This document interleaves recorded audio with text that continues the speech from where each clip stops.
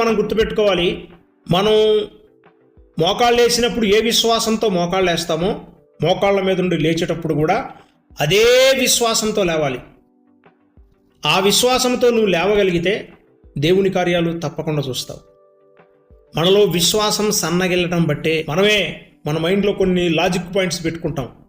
అలా పెట్టుకొని ఏదో మనకు తెలిసిన జ్ఞానాన్ని బట్టి ఇది అవ్వదలేండి, ఏదో చేద్దాం అన్నట్లుగా చేస్తాం కాబట్టే కార్యాలు జరగటం లేదు.